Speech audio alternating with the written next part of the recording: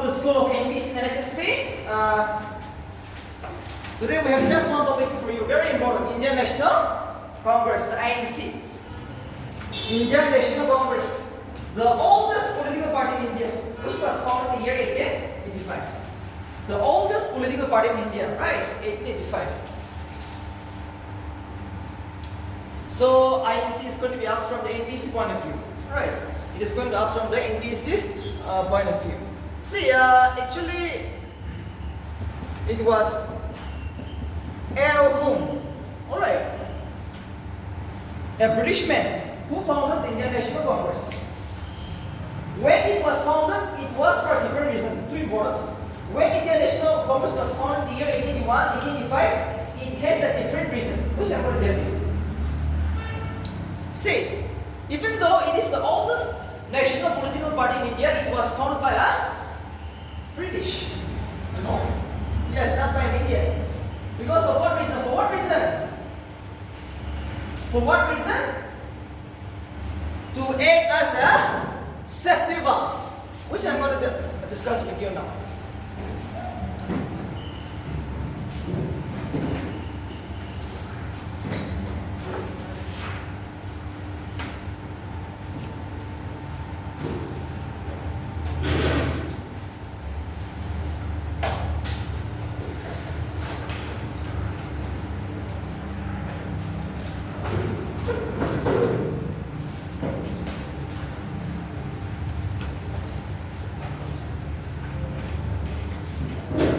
The only reason why Indian National Congress was founded in the year 1885, the immediate reason was to act as a safety valve. Safety valve means a scientific term.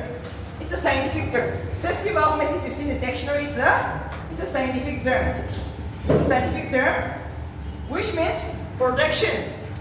To protect from someone, right? See, when someone shoot you with a bullet, there should be a bulletproof to protect you, right? So to act as a protection, INC was founded. To act as a safety valve, which I'm going to discuss with you now.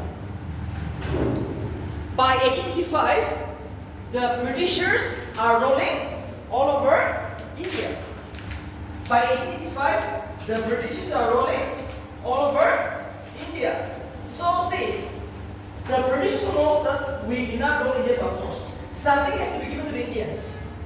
You see, now the Indians are very educated. They will never keep silent. Yes or no? They are going to demand independence. They are going to ask so many questions. Why is the British ruling all over India? So see, to solve some Indian problem, to solve some Indian demands and grievances, INC was founded as a safety valve in the year 1885. So that when the British is going to solve the Indian problem, India will never complain about the role of the British. That's the reason INC was founded not by an Indian, but by the British in the year 1885. Who founded it? Revolt. That's all. Yes, that's all. That is the only reason. The Indian National Congress was founded in the year 1885. For what reason? Just to act as a safety valve. To save the British rule in India, in short. To save the British rule in India, it was founded. That means to act as a safety valve. To save the British rule in India, it was founded. Indians are very educated now. They are going to demand against the British. Give me this much, keep us independent. So, see, let's solve some Indian problems, the demands and grievances, so that the Britishers will save the British rule in India. So that Indians is never going to question about the British rule in India. Only for that reason it was founded. ANC was founded for that reason only. For that reason only. And who founded it? Revolt. From 1885 till 1947, 55 sessions were held, meetings were held. 55 Indian National Congress sessions was held in the year, okay, from 1885 till 1947. Okay, when Indian National Congress was founded in the year 1885 till 1947, how many sessions were held? 55. All are not important, okay, all are not important. But the most important one, you have to memorize. No other option. I will give you only the most important season of the Indian National Congress. Till 1947 is important. Till 1947 is important. Till 1947 is important. Alright. Till 1947 is important.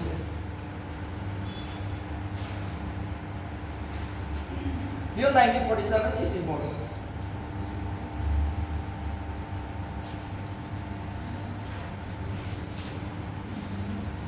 So, yes, come in. We will first see where it was founded, the Indian National Congress.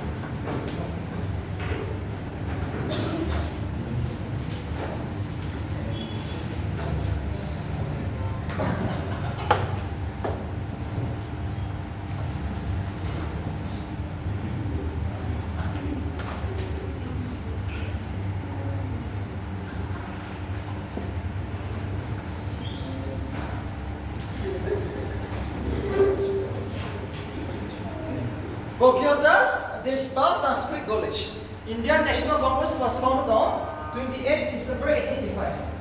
28 December 1885 at Kokildas, Deshpal Sanskrit College in Mumbai, in the city of Mumbai. Indian National Congress was founded on 28 December 1885 at Kokildas, Deshpal Sanskrit College in the city of Mumbai, in the city of Bombay. The Indian National Congress, the oldest political party in India. The Indian National Congress, the oldest political party in India, was founded by who? In the year 1885. And we all know, we have Sonia Gandhi, we have Rahul Gandhi now, right? The same thing, it's the same party. We have the Rahul Gandhi and Sonia Gandhi as the prime figure in the Indian National Congress. Those days, Mahatma Gandhi. Those days, Mahatma Gandhi, Jawaharlal Nehru, you know, right? But these days, we have two, Rahul Gandhi and Sonia Gandhi.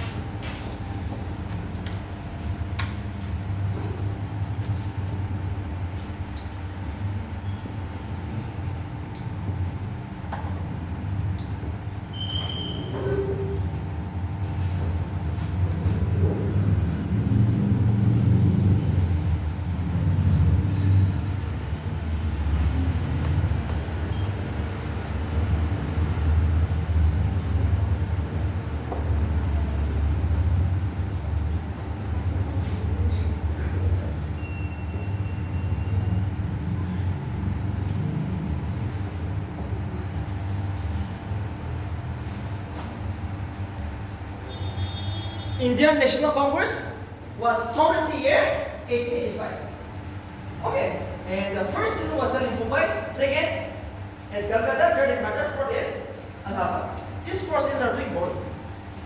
The first Indian National Congress session was held in the city of Mumbai, second Calcutta, third Madras, fourth Allahabad.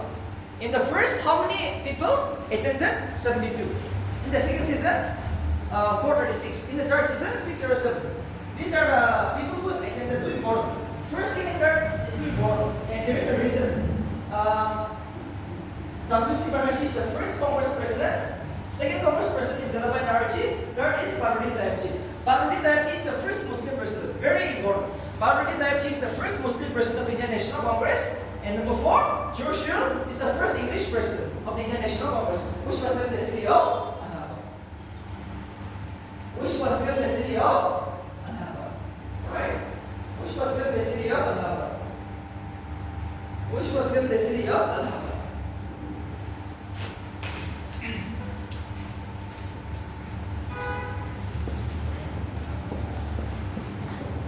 The first session was held in Mumbai, second in Calcutta, third is Madras, fourth in Allahabad. And the delegates are also important. First is 72. First, how many of them attended? 72. Second, 436, 36, here. When did Mahatma Gandhi attend for the first time? When did Mahatma Gandhi appear for the first time?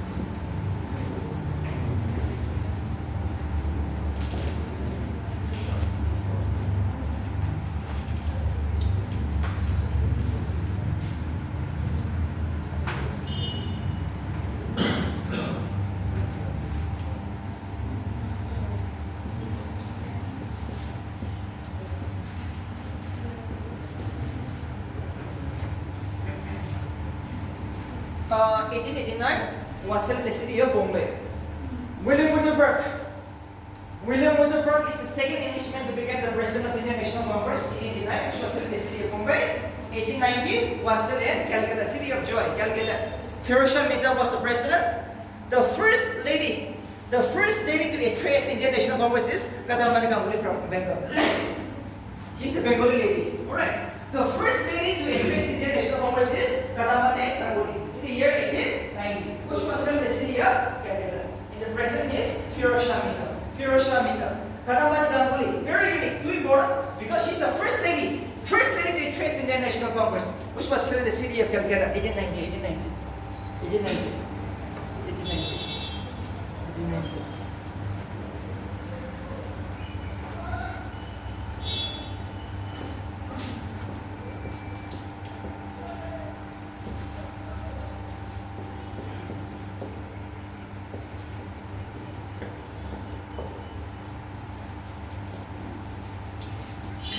1894 was in the city of Madras again. The third Englishman to become the president of Indian National Congress is Alfred.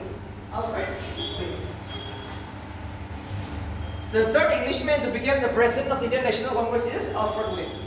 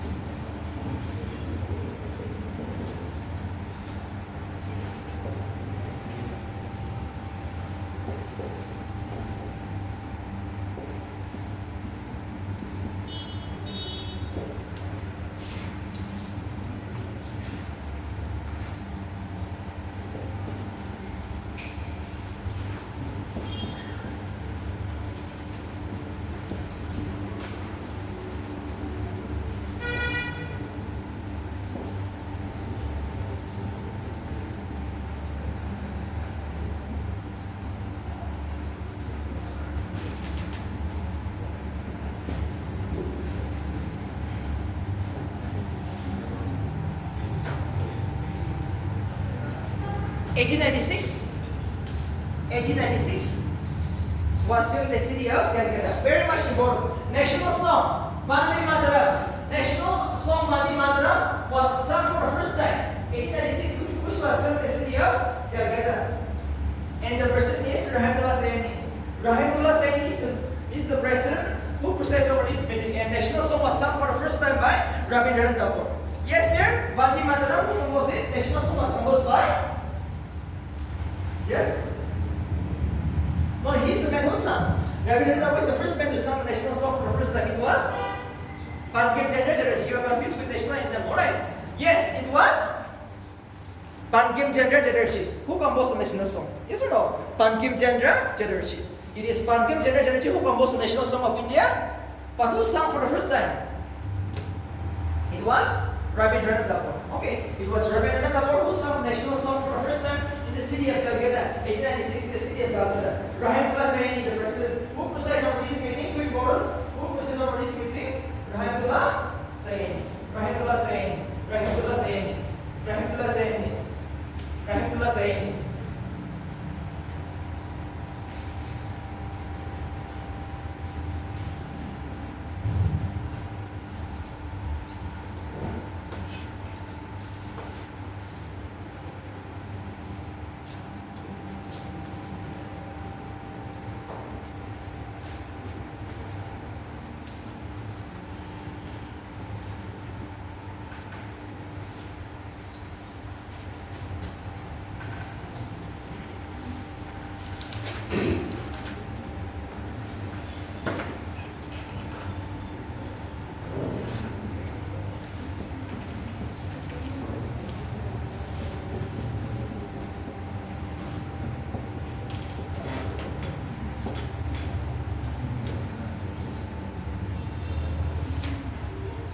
Okay, he's the last Englishman to preside over the Indian National Congress. Henry Gordon, the fourth Britisher.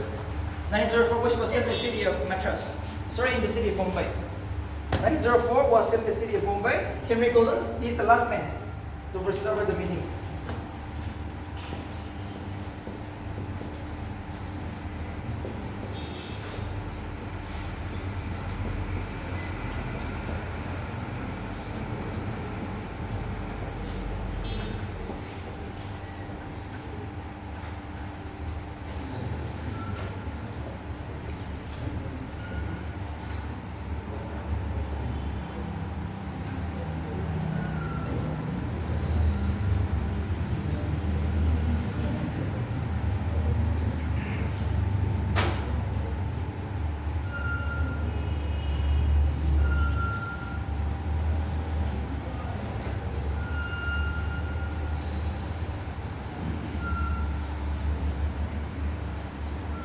Who is this Governor Krishna Bhogya? Here? Who is this Governor Krishna Bhogya?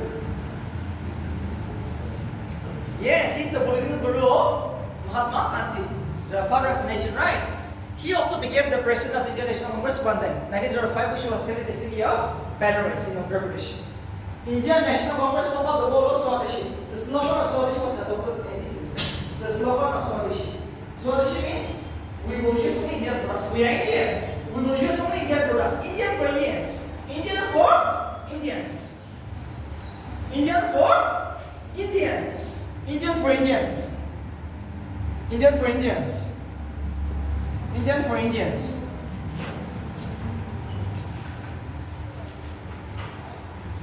Indian for Indians.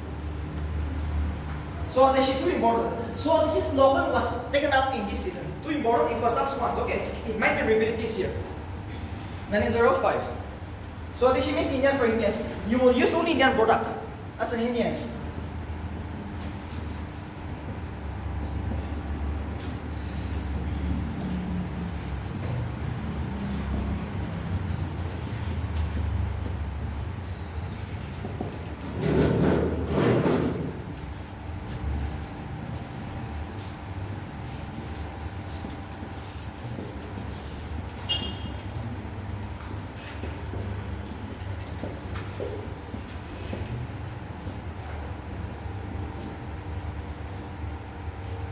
Okay,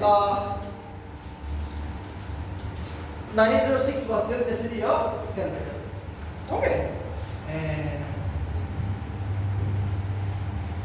Dadabhai Naoroji again became the president of the Indian National Congress second time. It was Dadabhai Naoroji who became the president of the Indian National Congress. Here in the 1906, which was held in the city of Calcutta. And here the slogan of Swaraj was adopted. The slogan of Swaraj. Swaraj means, I'm going to explain, self-rule. Swaraj means self-rule. Swaraj means self-rule. R-U-L-E, rule. I'm so sorry. Self-rule. Now I'm going to explain what is this self-rule.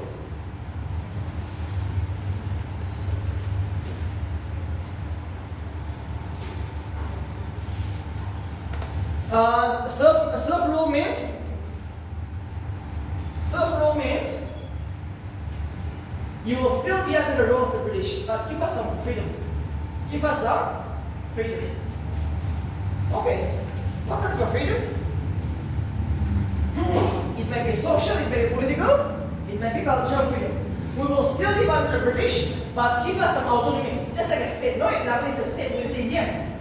We have a separate New Delhi, but Nagaland we are enjoying it, our life like this. We will still be under the rule of the British, but give us some freedom, autonomy within yourself. Self-independent in short, self-independent within the British, which is known as Swaraj.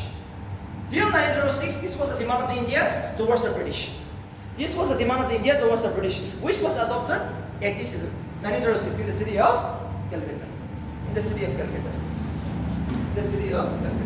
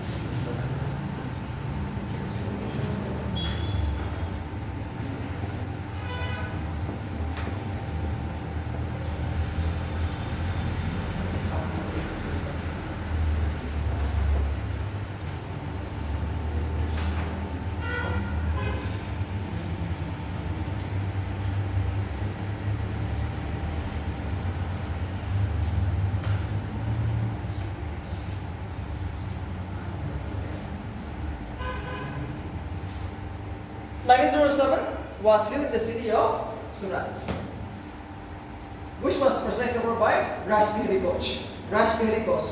Here, Surat split. Now, split is going to occur. Something is going to occur here. Too important. Moderates and extremists. Moderates and extremists. We have two types of freedom fighters in India. We have moderates, we have extremists. Moderates are those people like Mahatma Gandhi, or just like initial freedom fighters, who wants to live under the British rule, but give us some autonomy, just like a self-rule, just like Swaraj. Extremists means just like Subhash Chandra Bose, who was shed blood, and they want complete independence. No half independent, they want full independence. Alright, so we have two types of people. We have moderates, we have extremists fighting for Indian independence. So see, both of them were fighting together, but there comes a split over the issue of Swadeshi. The extremists wanted to spread the Swadeshi all over India, whereas the moderates feels like no, it is not the time. We will just focus on the city of Calcutta, Bengal. Moderates says no, we will focus the issue of Swadeshi only in the city of Calcutta. As of now, it is too young to spread all over India, right? So for that reason, both of them split against each other. No, we will do from today, we will fight separately. Okay, that is why it's not a Surat split. But over what issue? Swadeshi. So this is going to be asked. Who was the president of Indian National Congress when the Surat split occurred? It was Rashbihari Ghosh. 907. 907.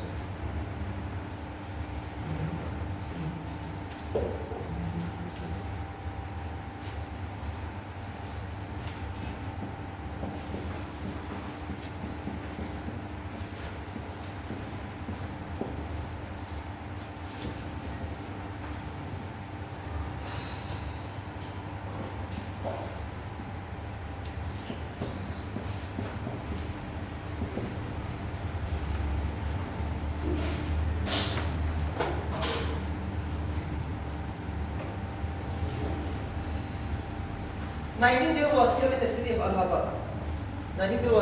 of Allahabad.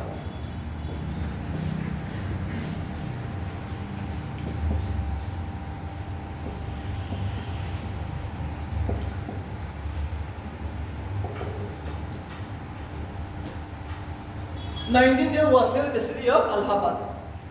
William Winterberg. William Winterberg is the only British man who became the president of the Indian National Congress for 2 times. Only Britishers.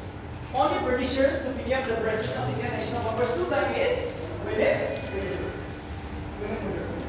William Winterberg. Remember that. Remember that. Remember that. Remember the name. William Winterberg.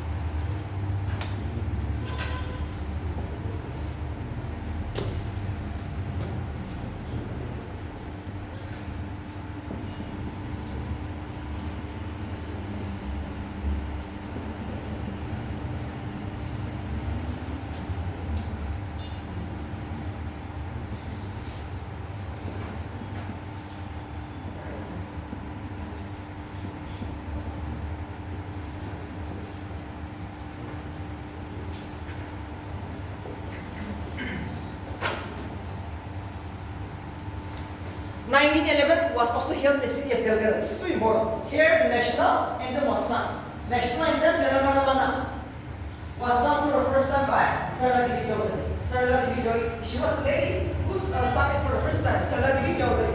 Yes, here, who composed this national anthem? Very easy. Who composed it? National anthem was sung for the first time in Calcutta.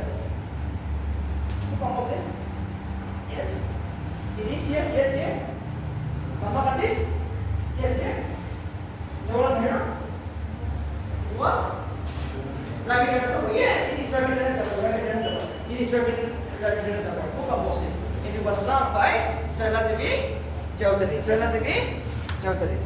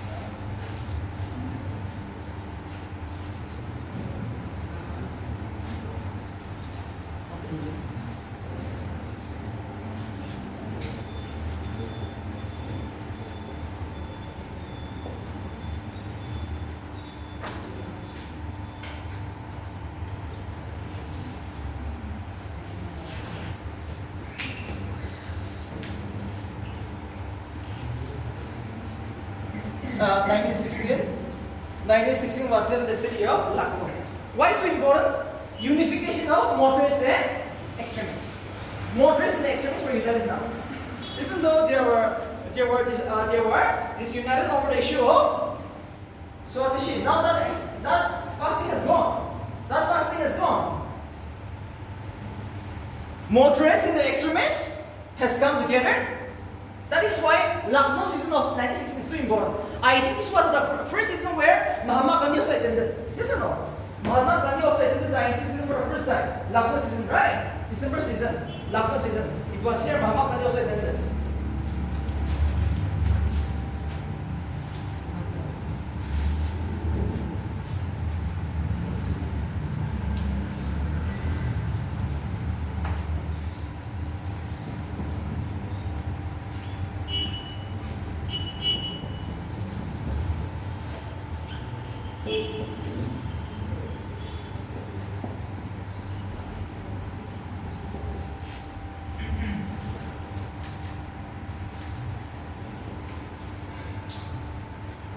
The first lady to become the president of the Indian National Congress is Annie Besant, an Irish lady from Ireland. Ireland, right? An Irish. The first lady to become the president of the Indian National Congress is Annie Besant. 1970, which was also held in the city of Calcutta. Which was also held in the city of Calcutta. which was also held in the city of Calcutta.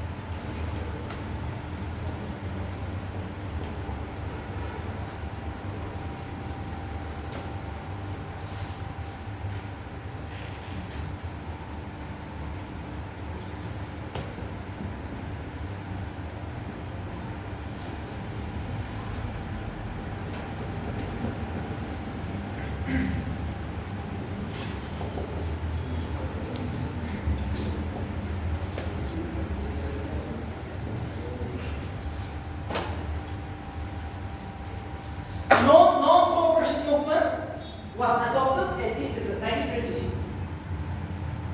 which was in the city of Nagpur, Maharashtra. Nagpur, Maharashtra. Here, the non-cooperation movement was adopted. Okay. And who was the president? V. Rajavacharya. V. Rajavacharya. V. Rajavacharya.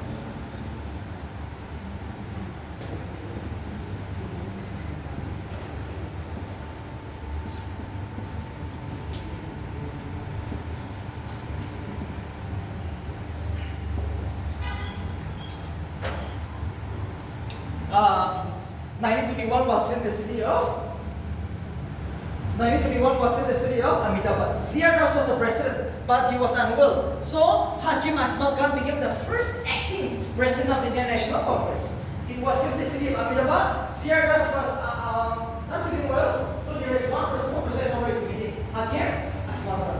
And that's the reason he became the first acting president of Indian National Congress. The first acting president of Indian National Congress is Hakim Ajmal Khan. Hakim Ajmal Khan. Hakim Ajmal Khan. Hakim Ajmal Khan.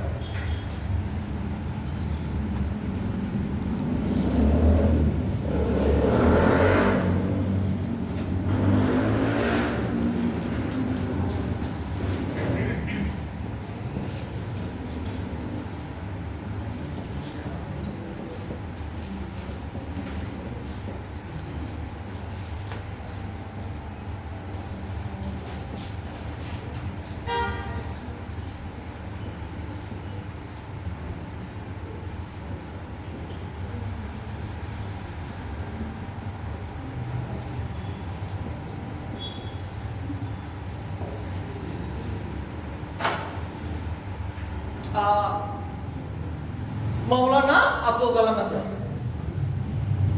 the youngest and the oldest president of Indian National Congress. Okay, the youngest and the oldest president of Indian National Congress. The youngest and the oldest president of Indian National Congress is Maulana Abdul Kalam Azad. Maulana Abdul Kalam Azad. Maulana Abdul Kalam Azad. 1923, 1940, 1941 to 1945. Maulana Abdul Kalam Azad. Maulana Abdul Kalam Azad.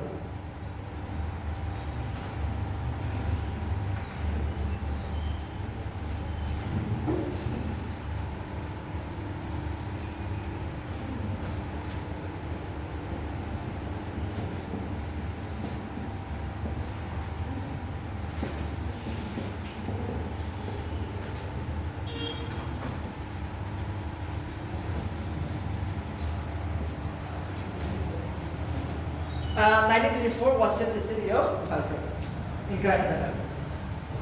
Mahatma Gandhi also became the president of the Indian National Congress one day. Our greatest man, Mahatma Gandhi, he also became the president of the Indian National Congress for one day.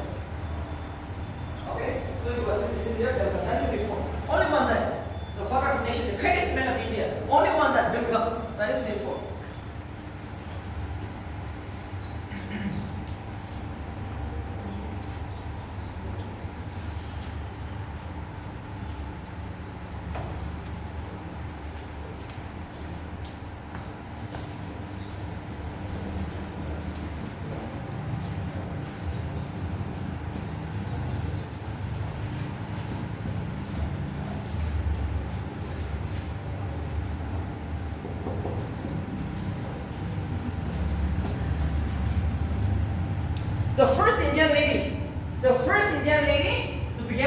of the Indian National Congress is Sarojini Naidu. That in the city of Kanpur.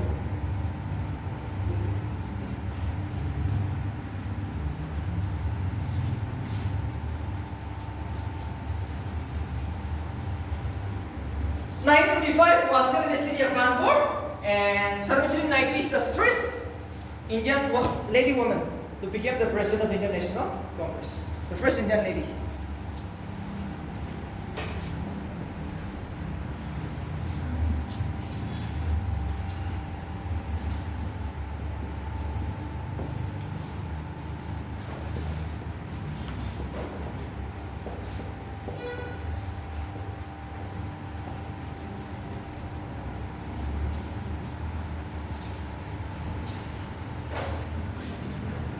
Uh, 1926 was held in the city of Guwahati. For the first time in the Northeast, the Indian National Congress before independence was also held one time in the city of Guwahati. And here, Srinivas Iyengar became the president. Srinivas Iyengar. Alright. 1926 was in the city of Guwahati, and Srinivas Iyengar became the president.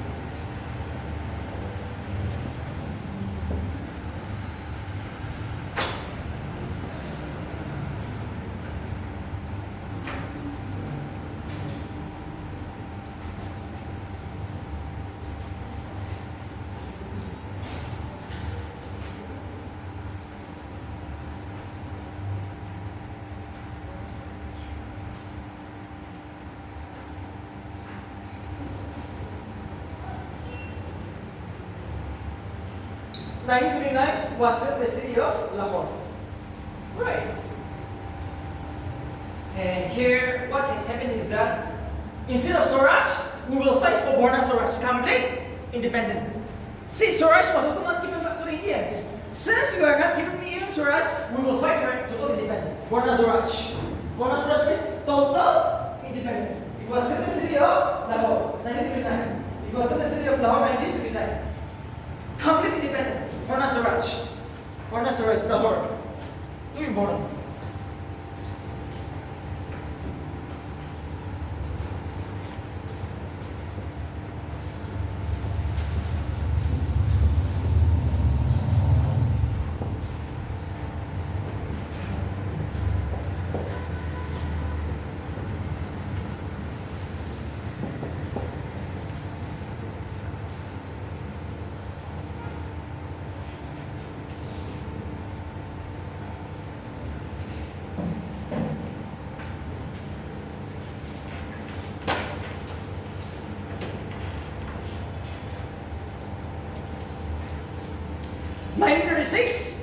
Was in the city of Lucknow under the presidency of Jawaharlal Nehru. Socialism was adopted as a goal of the Indian National Congress. That means if India became a sovereign country, we will adopt socialism. Our country economy will be based on socialism. So socialism was adopted as the goal of the Indian National Congress here in the Lucknow season. And who was the president? Jawaharlal Nehru.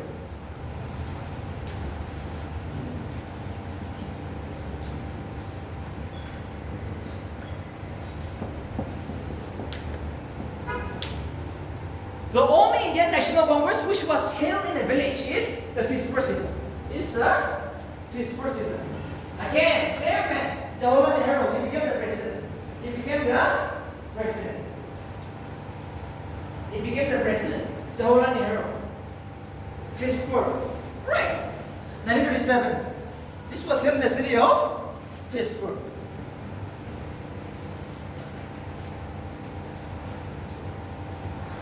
Jawaharlal Nehru. And this was the only ceremony which was held in a village.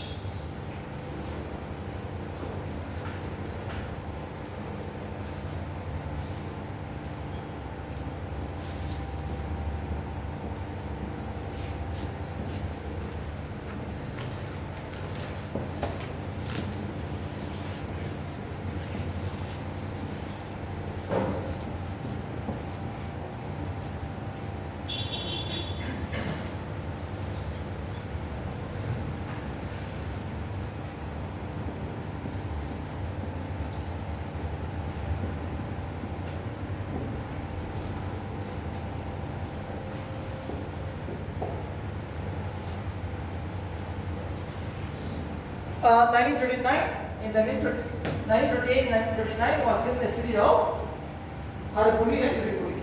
Who became the president? Yes, it was Subhash Chandra Bose. 2 times, right? Subhash who became the president of Indian National Congress 2 times. And he resigned in which season? Here? He resigned in which season? Here. You should know this one. You should be very alert now. This is the time, okay? This is the time here, yes. He resigned during? Yes, Tripoli season he resigned, 1939, right? Subhash Chandra Bose.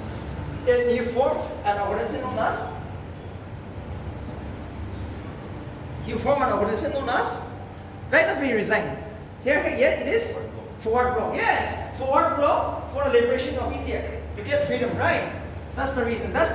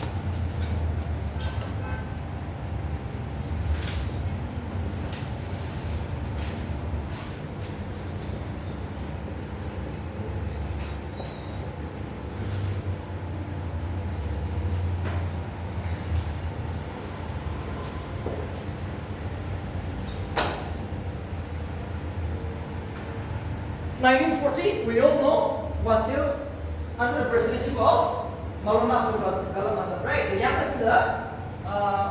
youngest and the longest president of Indian National Congress, which was set in the city of Ramgarh. Ramgarh is in Jharkhand. Here, individual satyagraha was adopted as a goal of the International Congress. Individual satyagraha was adopted here. We will launch individual satyagraha under the leadership of Mahatma Gandhi. And it was adopted in the Ramgarh Sins of 1940. Ramgarh Sins of 1940. Ramgarh Sins of 1940. Individual satyagraha. Ramgarh.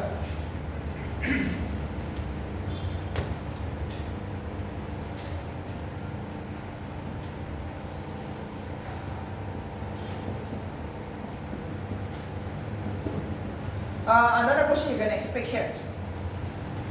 Who was the president of the Indian National Congress when India got independent? The answer is G.P. Kriplani. Most people look for Dr. Rajendra Prasad. No, only after the month of August, Dr. Rajendra Prasad became the president. But actually the answer is G.P. Kriplani. He was the president when India got independent. He was the president of the Indian National Congress when India got independent. Which is very important from the basic point of view. See? 1941, 1945, why not here? Because the Second World War is going on. Yes or no? See, why ICCN is not here in 1941, 1945? Because the Second World War is going on all over the world. That's the reason. That's the reason.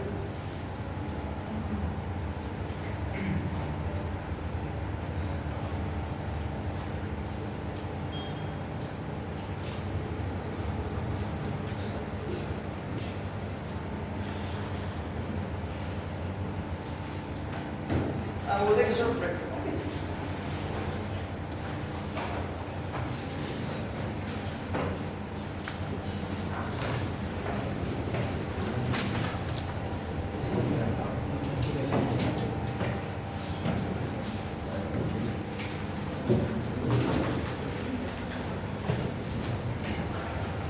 Okay.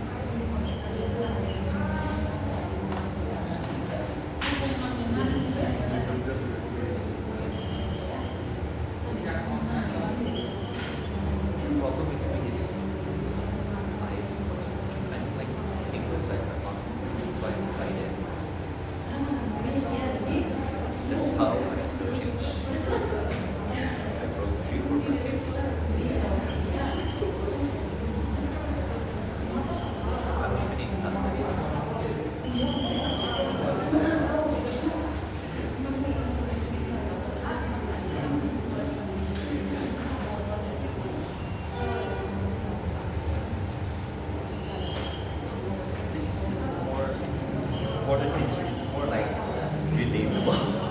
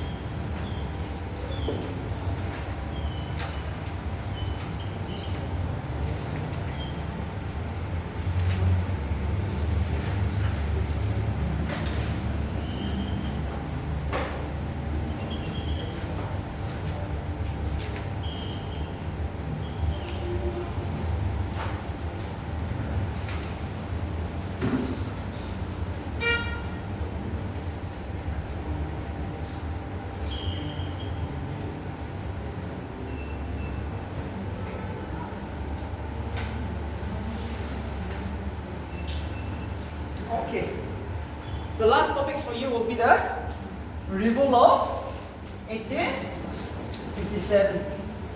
Revolt of 1857.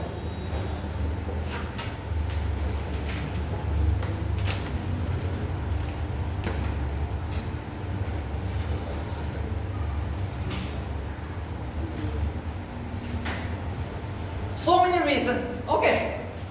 Revolt of 1857. The first war of India, independent, against the British.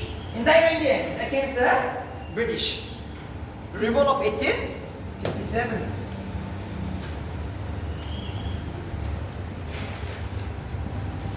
Political, social, religious. Political, social, religious. Economic, immediate goals.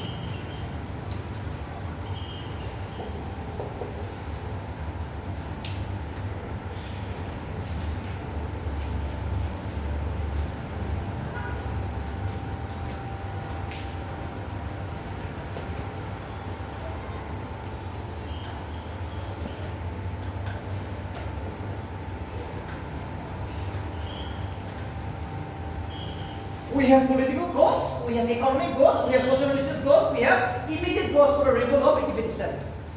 So many reasons. Alright, there are so many reasons behind this issue.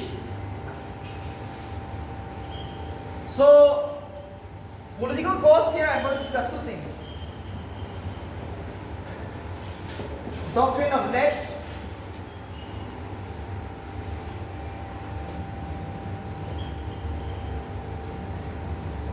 (1848)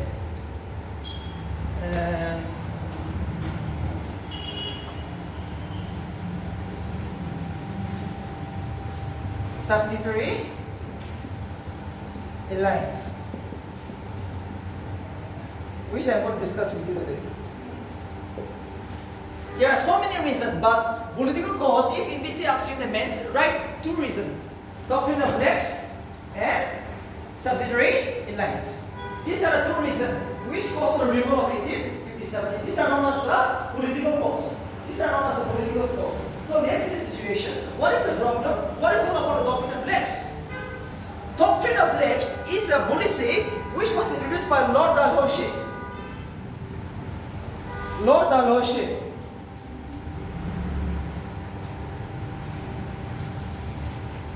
It was Lord Dalhousie who introduced the doctrine of lapse. Doctrine of lapse is nothing but it's like this. You are the king of India.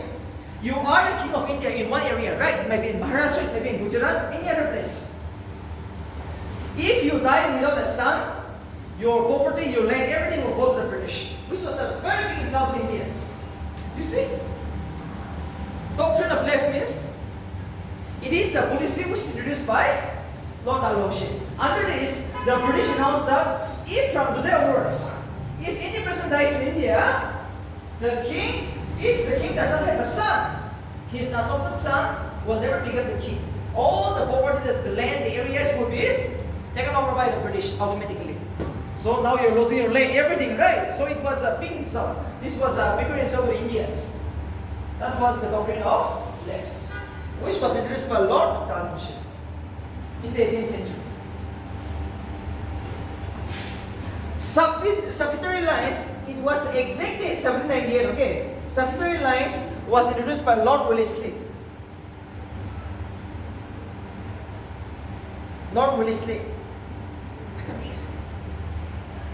It was Lord Wellesley who introduced the subsidiary lines. subsidiary lines. Subsidiary lines. Subsidiary lines. Alright. So what is the policy? So what is all about this policy? What is all about this policy? It is like this. Indians are fighting against each other. We all know. The Indian kings are never in a very harmony.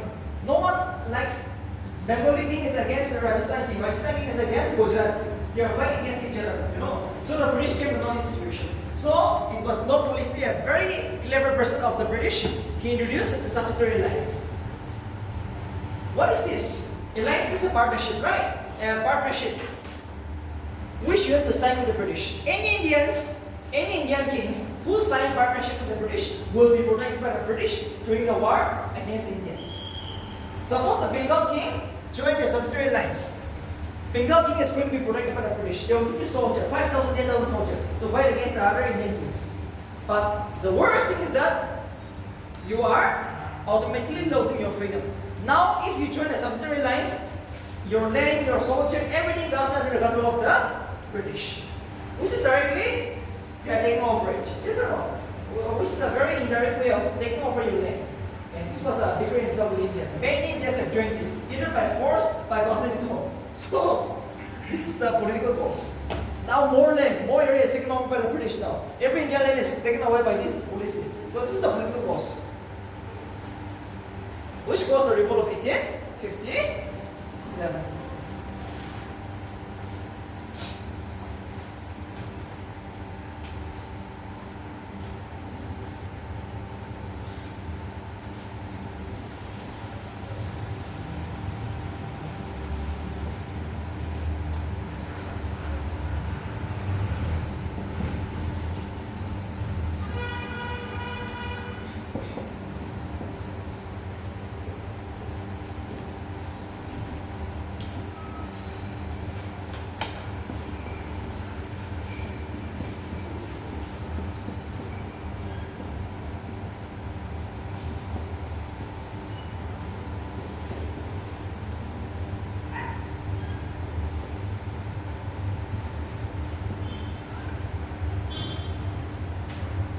See,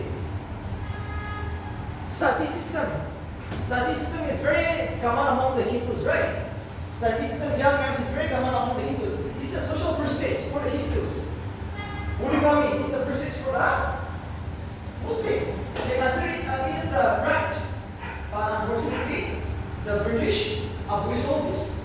The British abolished all this. The sati system, the polygamy, the child marriage, all was cancelled. All was forcibly abolished by the British. So the Indians came to conclusions that we are going to lose our society. I mean our identity in the society. Yes or no? Even our identity in the society is going to be lost because they are all abolishing it. And on top of that, the Christian missionaries, see, they are trying to convert into Christianity. The British tried its best to convert the Indians into Christianity, which was very insult to Indians. This is known as the social religious causes. Now the sati system is abolished, polygamy is abolished, child marriage is abolished. Now the Christians, they try to convert it into, now the Christianity is trying to convert the Hindus into Christianity, which was a direct insult to the Indians. So that was the revolt of 1857. Revolt of 1857.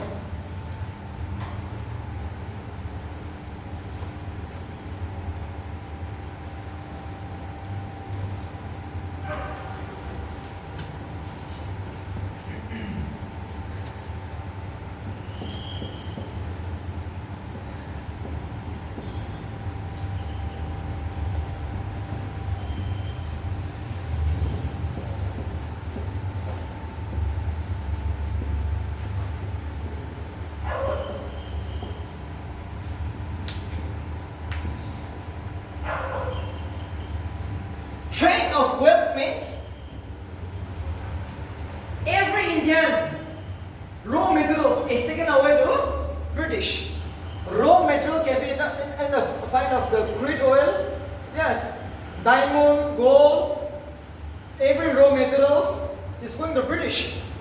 And it is going to come to India as a finished product. Take the example, raw materials, cotton, you're going to sell with one rupee. But when it comes to after a cloth is made by this, you have to buy with 100 rupees from the British. So it was the greatest insult again. Everything to the British, nothing against the Indian. Everything is going to the British. See why they have, why railway station till Dimapur? Why railway station? Because the British tried to transport the raw materials to England, not for any good reason. The British have introduced the railway in the year 1853. You see, for what reason? To take the Indian raw materials to the British. See, the businessmen, the white men, nothing to the Indians, everything to the British. Raw material is taken away, it will come to the finished product, we have to buy that. Indian industry is destroyed. Yes or no? They will never grow in the industry. So this is the worst cost. This is the cost of the economic reason. Trade of wealth means everything is taken away to the British. And coming in terms of finished product. Coming in terms of finished product.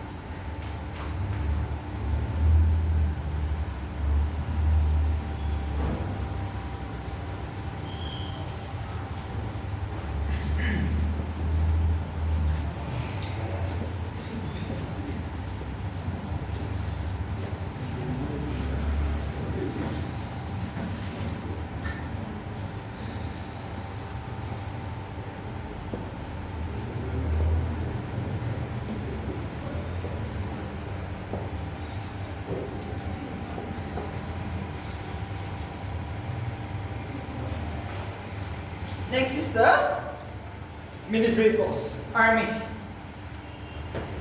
Indians and the British are same person, same, equally qualified, same post, but the salaries are less. In India, cannot go above the rank of Subedar. Subedar means just like a captain. Okay, 3-star, non-commissioned officer. That is non-powerful person. Okay, NCO, non-commissioned officer, just like a captain only. From there, you cannot go higher. A higher post is made up by the British. So another military post. Your salary is too less. You cannot go above the rank of Subedar, which is just like a captain, which is too less.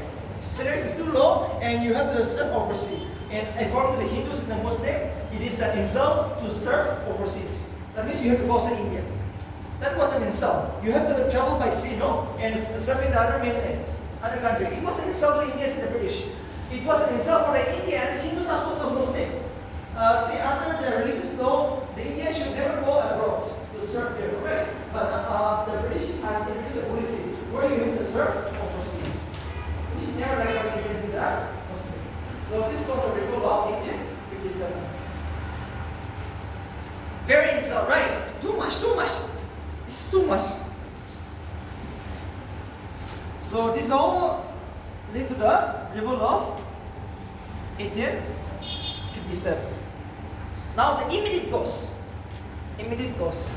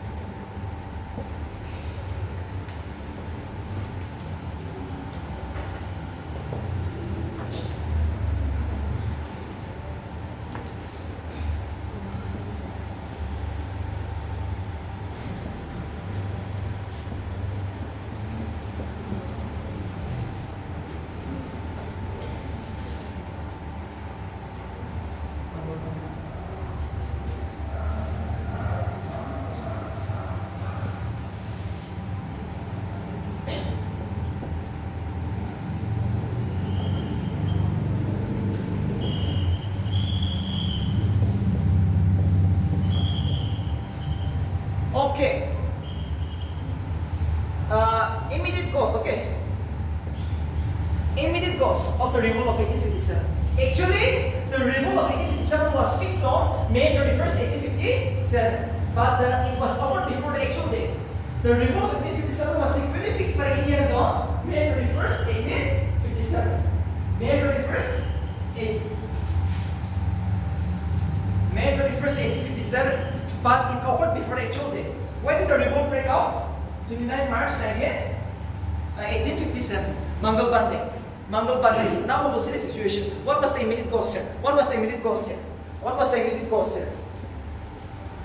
A new rifle was introduced by the British, known as Chris cartridge, which means a new rifle.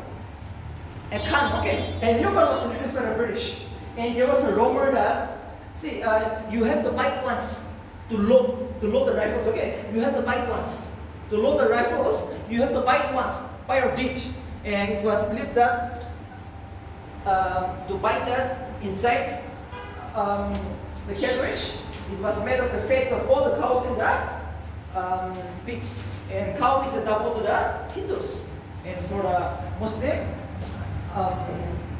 they will never take the pigs and all, right? So it was a great insult. Why should I buy that? That was the immediate cause now. You have to buy the rifles, load the rifles and shoot. So now see, before you load it, you have to buy it once. And that, just like bullet is made up of the fates of both the pigs and the cows. So which was a very big insult to the Muslim as well as to the Hindus. So for the first time, a person, a sepoy, an army of India, Mangal Bande, refuses to use that. I will not use this gun. And he shoot dead two British army officers. For that, he became the first political martyr in the history of India freedom struggle. Mangal Bande. Mangal Bande became the first political martyr in the history of Indian freedom struggle. On which day? March 29, 1857. The actual day, please remember. Craig's cartridge. This is the new rifles, which was introduced. This is going to be asked, two more. Mangal Bande. And the revolt spread all over India. All over India, right? The revolt spread all over India now. So, what is the main important from the NBC point of view? The only important things, the only reason you have to remember is, the only thing which you have to study here is, who led the revolt? Who led the revolt from which place? The name of the Indians, who led the revolt and what place?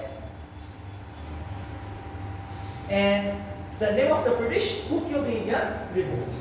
The leader. Too important. The name of the British officer, who killed the Indian leader? That is only important.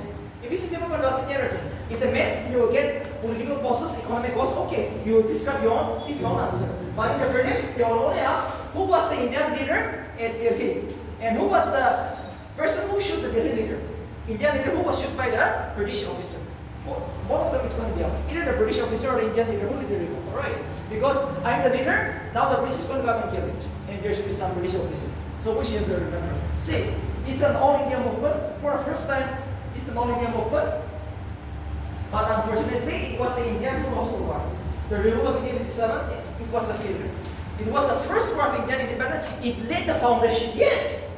Now the greatest positive thing was that the British have announced that after 1857, we will never capture India under Indian land. And we will look after Indians. That was a promise which the British have made. An act was passed, which we are going to discuss tomorrow. Right. For the first time, the British declared that from today onwards, we will not capture more Indian land and we will look after Indian people. The act of the good governance was passed, in short, which I am going to discuss tomorrow. So, this was the positive thing. But India lost the war. But why India lost the war? I have to give the reason. You have to write down. Please write down.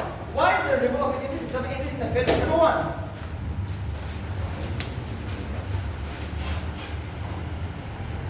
The revolt of 1857 failed because of the following reason. Number one.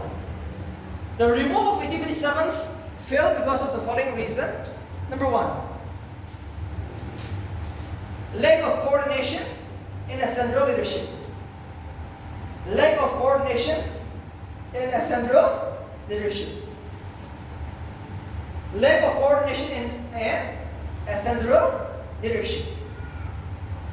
Number two, support of certain section of the Indians, public to the British. Support of certain Indians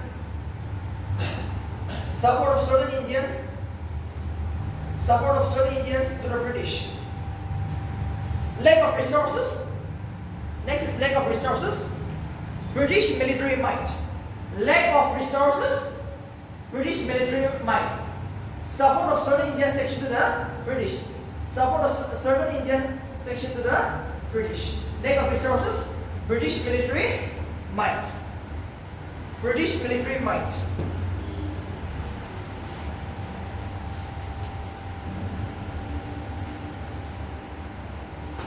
But the only reason, the most important reason is the British military might. Okay, that's important. That's the most important. If this exhibition of the body is the most important reason for the failure of Revolt of 1857, your answer should be British military might. See, even though Indians were very strong, very brave, very united, you cannot defeat the lightest country who is well trained. The Khans, right? We are fighting with, especially with knife, but these are fighting with the outwitted weapons, So it was very hard for us to defeat. British military might. British military might.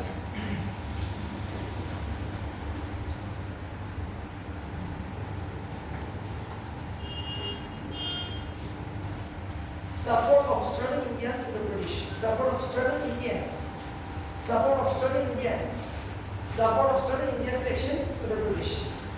That means how of Indians support the British. Especially South India. South India never support this movement. Right? Especially people consider it as a non-India movement. In South India, people have not responded. And the revolt also occurred before the actual day. The day was fixed on May 21st, 1857. Okay, now I will give you the name. The Indians who lead the revolt, alright? The Indians who lead the revolt at different places.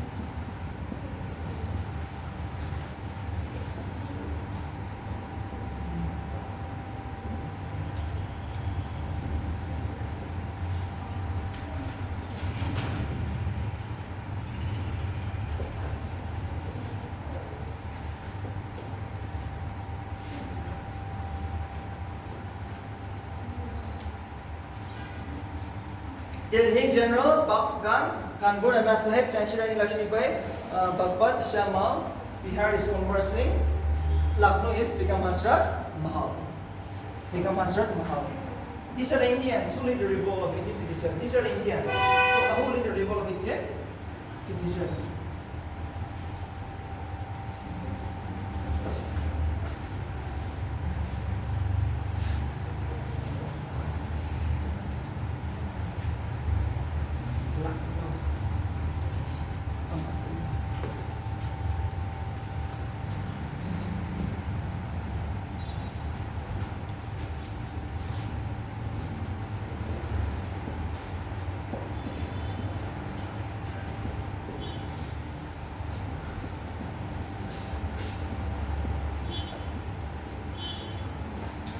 Faizabad, Maulvi Ahmadullah. This is the last leader. Maulvi Ahmadullah.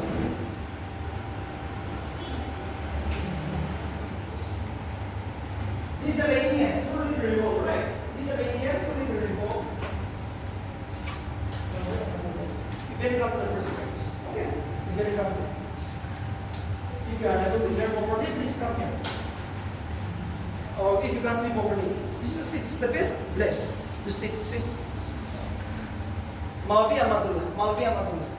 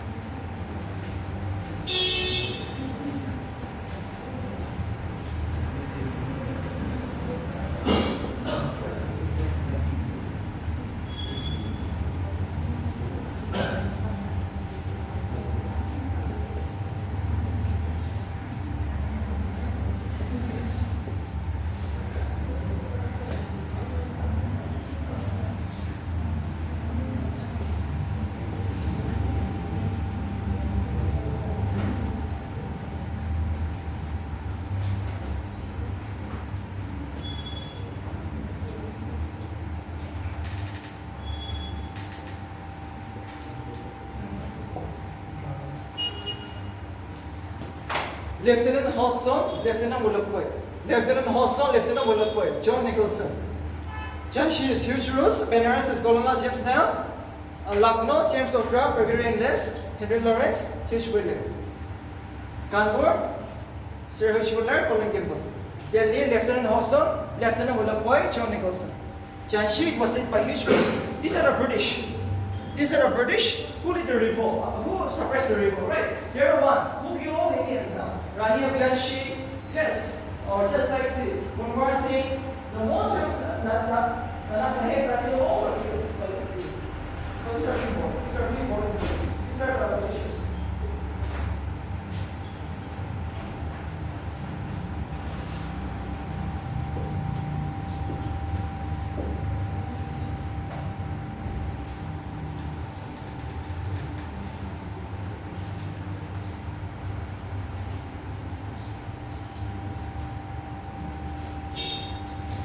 These are Britishers, alright, who suppressed the revolt. These are famous British leaders. This is short account. So Indians and the British, which you have to remember. Very important. Kanpur, Hugh Wheeler, Colin Campbell, Lieutenant Willowpoint, Lieutenant Hodgson, Colin Campbell, John Nicholson, Colin Campbell and Hugh Wheeler. Lucknow, Hugh Wheeler.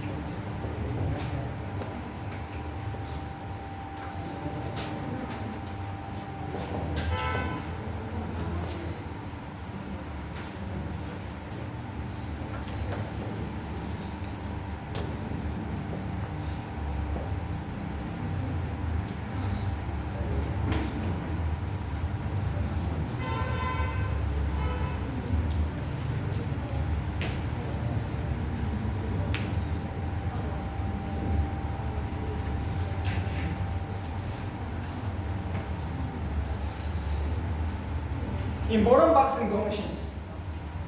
See, Britishers will give you independence only in the year 1947, right? They will try to release you with so many reforms, no? Which we are going to discuss now. And the Indians also are going to make so many demands towards the British. India will say, give me this much, give me this much. And the British will say, I'll give this much. You see? But only in the year 1947, India is going to get independent. So let's see the important boxing agreement, which was given by the Indians to the Indians by the British, and the important demands of the Indians towards the British. The British will give you something. India also demands so many things.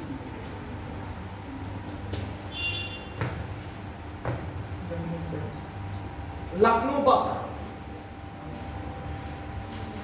Lucknow Buck of 1916.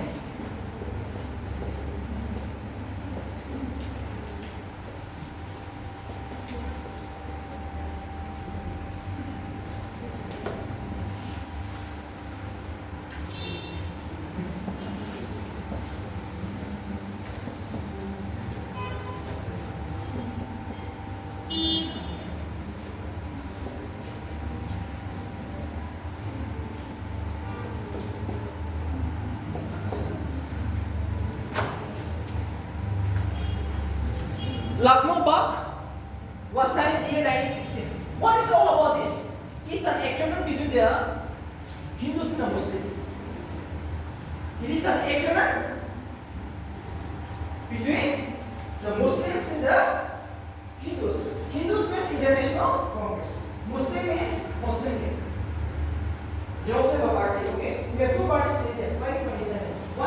Indian National Congress, which is the Hindu party, and Muslim means the Muslim League. For the first time, we all know Hindus and Muslims will never come together. They are two different people, right? Staying in the same country. But for the first time, they feel like we should come together for the first time. In the year 1916, the Lucknow Buck. What has happened here? Both demanded dominion status before the British. Both the Muslim and the Hindu said, okay, one of us let's demand dominion status, which means self-rule, Swaraj. Self-rule, right? Dominion status means we will still live under the British, but give us some autonomy freedom to make our own laws, to make our own economic law, social law, religious law, right? Give us some freedom, but not to dominate the law, not to dominate the We will still live under your control, but just give us some freedom. It can be financial freedom, it can be economic freedom, it can be political freedom, like that is state. Is it wrong? It is not independent.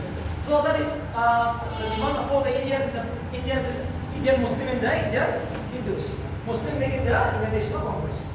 And the Congress also, for the first time, accepted, okay, Muslim, you can fight for separate electorate. Separate electorate is a demand of the Muslim. Separate electorate means I'm a Muslim, I can vote only for my caste during election. As a Muslim, I can only vote for my caste. And no one can contest it. Only Muslim can contest that constituency.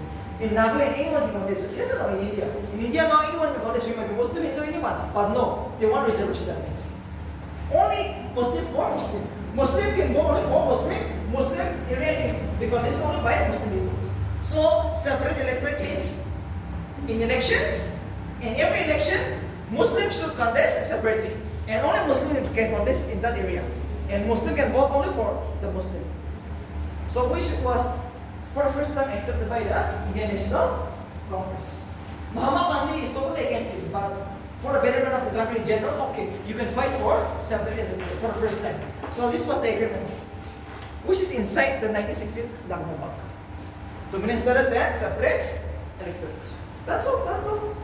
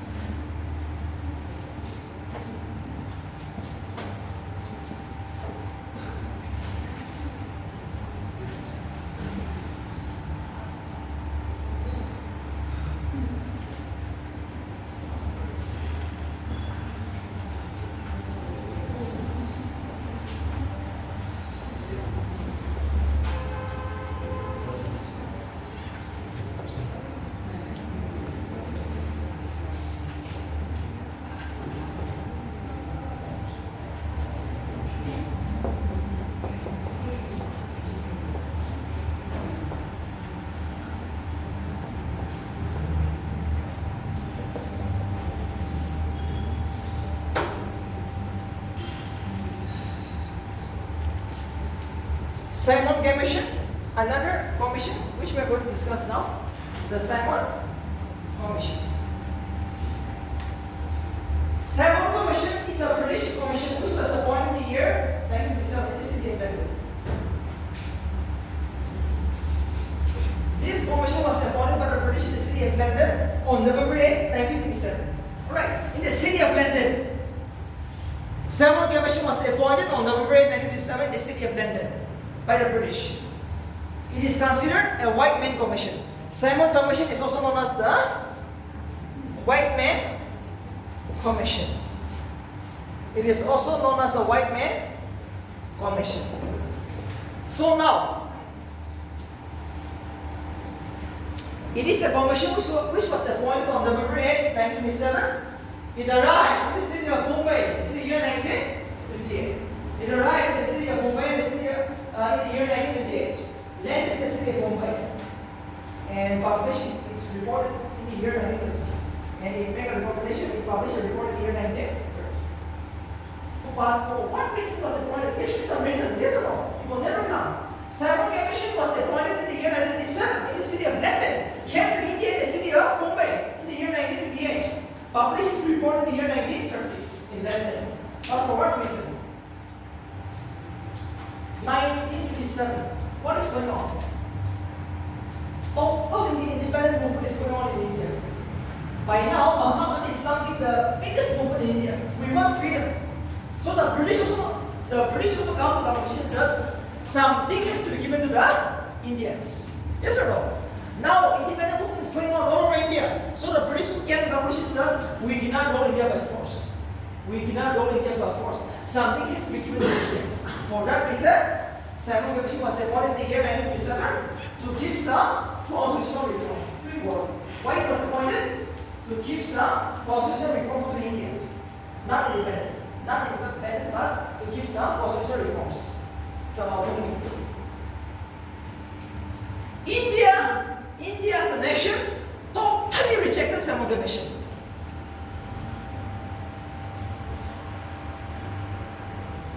India as a country totally rejected. India as a country totally rejected Simon Commission. Why? Because of only two reasons. The demand of India was independent. The demand of India was complete independent. Apart from independent, we are never going to take anything. Second, there was no Indian in the Simon Commission. Second, there was no Indian in the Simon Commission. There was no Indian in the Simon Commission. Alright, this is important. There was no Indian in the Simon Commissions. There was no Indian in the Simon. There was no Indian in the Simon Commission. That is why it's known as a white man commission. Totally rejected by India because of only three reasons. Because of only three reasons.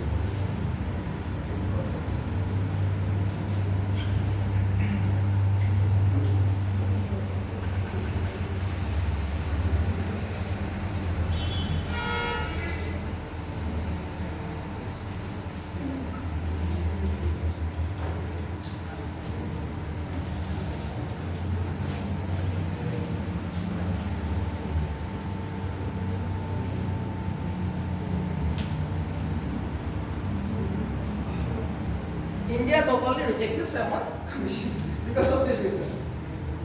In here, Lala Lajpat Rai, a famous Indian, passed away, and that teacher was given in the city of Mumbai. No? Every Indian was waiting for this to boycott the revolt of this man, the Simon Commission.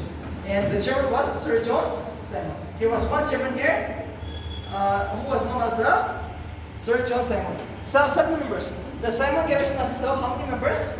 7 members. And the chairman is known as Sir John Simon. That is why known as the Simon Commission. Sir John Simon. Sir John Simon. Known as the Simon Commission. That's all. That's all. Alright. That's all.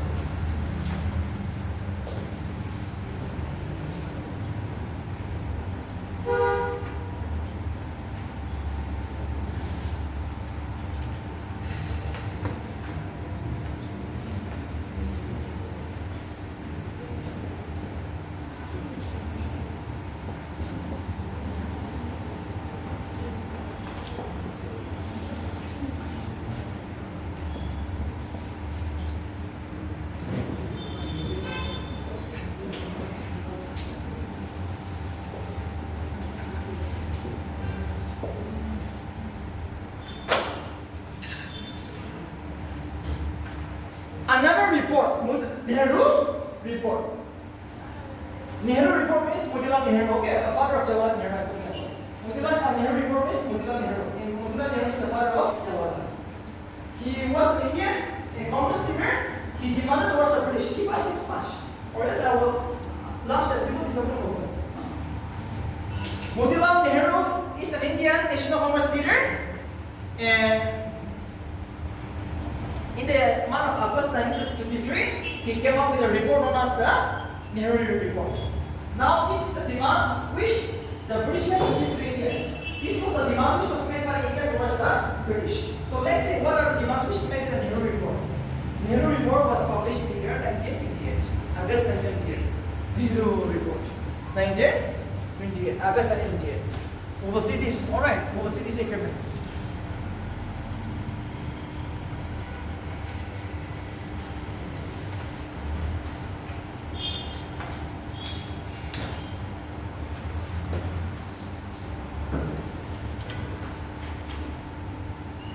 Number one.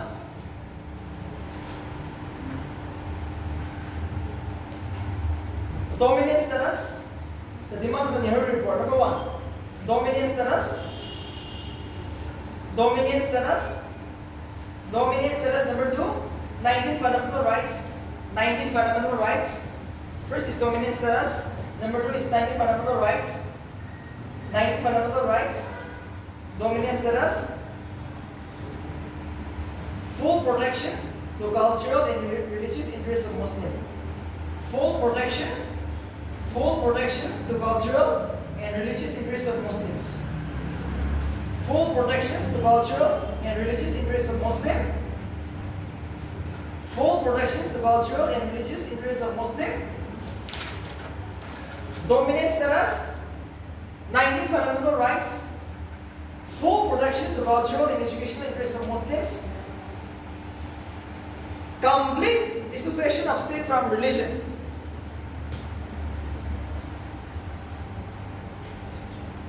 Complete dissociation of state from religion. State from religion. Complete dissociation of state from religion. Next point, joint electorate. Joint electorates. Joint electorates. And last will be the separation of powers between the center and the province. Joint electorates. Joint electorates. Separation of powers between the center and the province.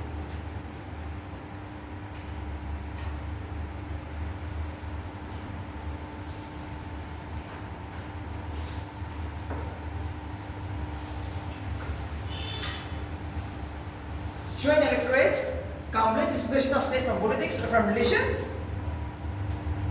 separation of powers between the center and the province. Separation of powers between the center and the province. Now what I'm going to discuss is, what is this joint electorate? Joint electorate means in the election you will have two votes. Joint electorate means in election, in any Indian election, you will have two votes. One vote you can give only for your tribe.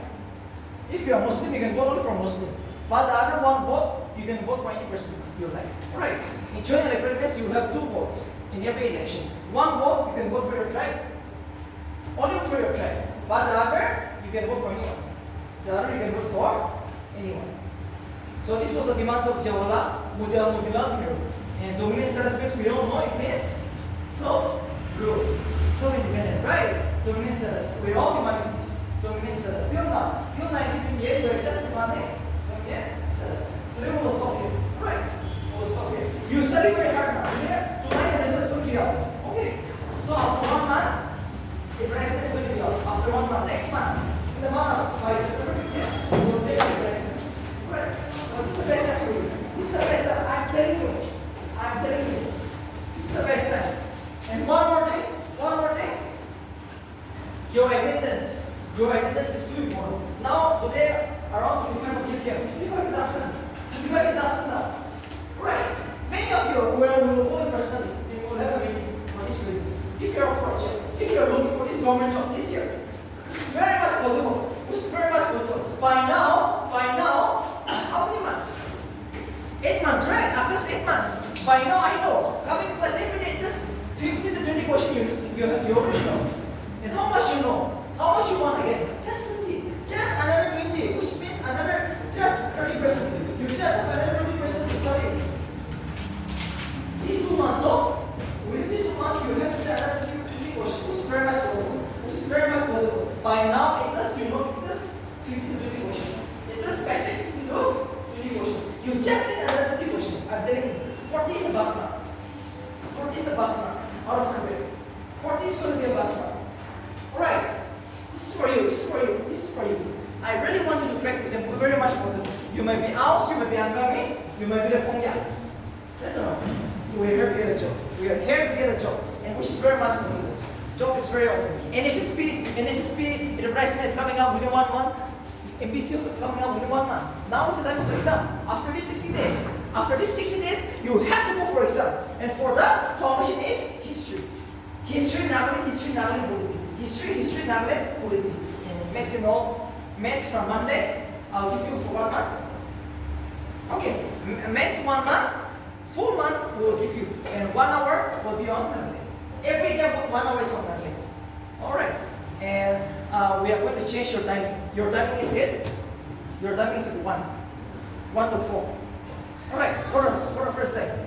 Your timing is 1 to 4 because exam is coming up. Exam is coming up. Next month is mock test. From next month, we're coming up with a mock test. So every day, 2 hours maths, 1 hour Nagaland. Basic thing. Okay, so like this you'll get 10 questions. Maths 5, Nagaland 5. And now, till now, do the super thing. And another in history, another 10. That will give you 40. We are looking for 40. That's all. In the first day, we are looking for 40 questions. Maths, you just listen. Alright? So you just listen 1 month. And Nagaland also every day I will give you 1 topic. Just 1 basic topic. 16 more increment, 9 more increment, Shillong Ekor. Yes, Gambura Dubashi. You see? Not much to memorize. Gambura Dubashi. You know, festival. That's 1 month. Basic thing. And this is how we are for that pass mark. We are for that pass mark. You are looking for a pass mark only. Yes or no? Or you want to top the exam? Possible? Possible. If you are looking for 60, so it's okay. If you are looking for 60, possible. This year, 102 is the highest mark in the men's MCQ. Okay, we have the hardest MCQ. The topper number 1, he is scoring 102. And 80 is a very good mark. 80 is a very good mark. But there are some exceptional person in this world. Yes or no? He's going to be ahead of 20% every time. 1%. So he got 102. Same like for you also. Possible if you are aiming for that also possible. But if you can get 80, 80 means 40, right? 40 question. That is why I'm telling you 40 is the pass mark. If you can score 40, you are sure to go for the mains. So best in class, time will invest. You have come for a long period of time. 8 months in. You're wasting this time, you know? Let's keep it up. Another 30%, 20 question. History, Nagaland. You know? So this will give you a job. We're looking for a job. We'll see you class tomorrow. See you then.